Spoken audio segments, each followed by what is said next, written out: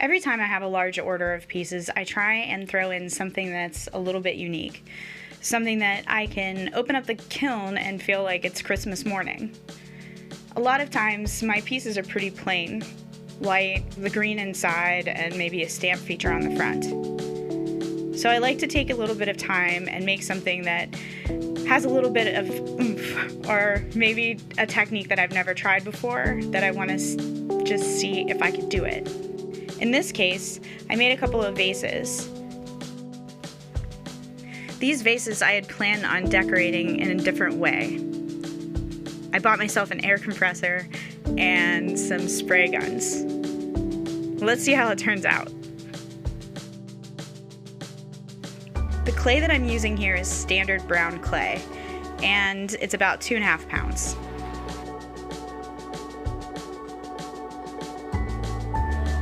For the vinyl, I just looked up an image of an octopus and traced it.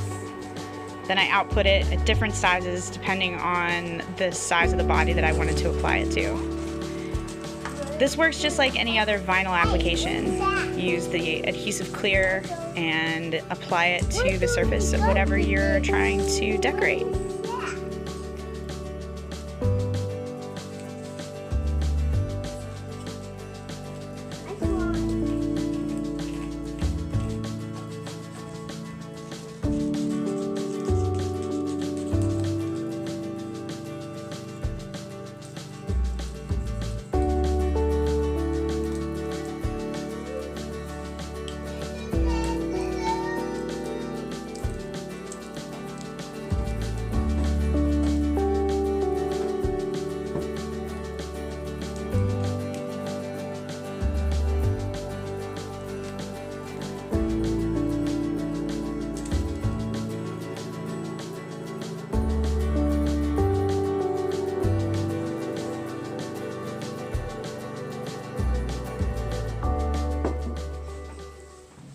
Tonight I'm working on a couple of things, mainly silhouette treatments to my pottery pieces. I've done some vinyl cutouts and we'll see how this works out, but I just wanted to share with you kind of what I did here.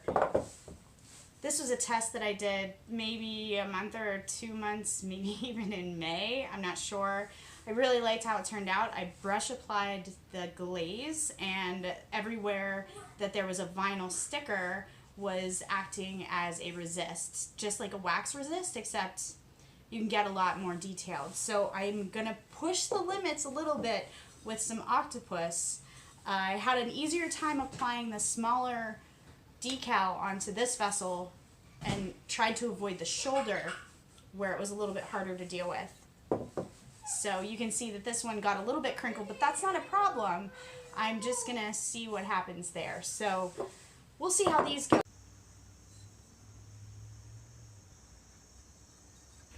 This is the first time I've ever used an air compressor with a sprayer, so I was pretty nervous, but it actually was a lot easier than what I expected, and cleaning the device was a lot easier too. The key is not getting over application on each layer. So what you want is just like a nice fluffy coat each spray. You leave it sit for a couple of minutes off to the side, spray the other pieces that you want to spray, and then come back and do multiple coats. Depending on the type of glaze that you're using, you don't want to use too many coats because it'll run in the kiln, but you don't want to use too less of coats or you won't get the color that you want. So I did a couple of coats of the green, and then I did a couple of coats of the yellow marigold. As you can see here, I've just siphoned the material so that my gun doesn't get clogged with any kind of extra debris. I'm just trying to get every little bit back out of that bucket.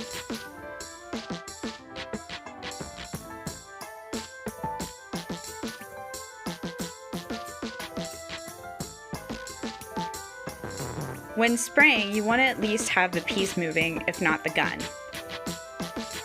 Slowly, as I'm turning it, I'm also moving the gun down the piece or up the piece so that I get a nice even coat all the way down. In this case, I was spraying the yellow about a quarter of the way down the piece, and then letting it gradiate around the midway point down the piece. Once the glaze was all dry, I started to peel off the vinyl.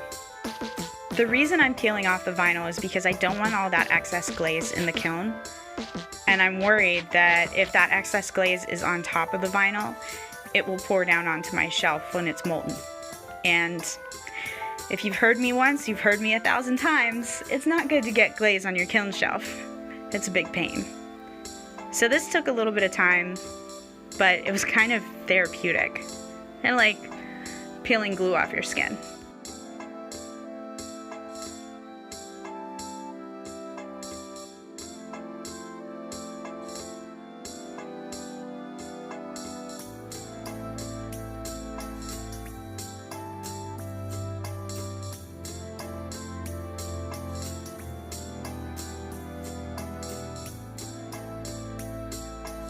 I let the glaze dry a bit and then I wiped off the bottoms. Again, I wanted to make sure that my pieces didn't adhere to the bottom because of any kind of dripping or anything else like that.